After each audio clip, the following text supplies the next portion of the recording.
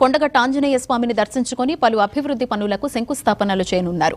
ప్రధానంగా టీటీడీ ఆధ్వర్యంలో 35.19 కోట్ల వ్యయంతో నిర్మించే ధర్మశాల, వసతి గృహాల సముదాయానికి శంకుస్థాపన చేయనున్నారు.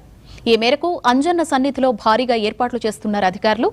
Jagtial collector Satyaprasad, SP Ashok Kumar, TTD board సభ్యులు మహేందర్ రెడ్డి తదితరులు కొండగట్టులో ఏర్పాట్లను పరిశీలించారు.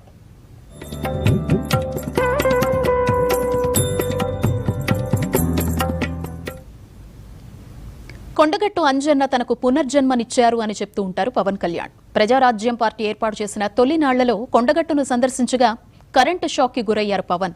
కొండగట్టు అంజన్న దయతోనే తాను బయటపడ్డాను అని ఎన్నోసార్లు పవన్ అంటూ ఉంటారు. ఈ మేరకు అంజన్న సన్నిధిలో మొక్కు చెల్లించుకుని భక్తుల సౌకర్యార్థం టీటీడీ ఆధ్వర్యంలో ధర్మశాల, వసతి గృహాలకు శంకుస్థాపన చేస్తారు. అనంతరం జనసేన పార్టీ శ్రేణులు, అభిమానులతో బృందావన్ రిసార్ట్లో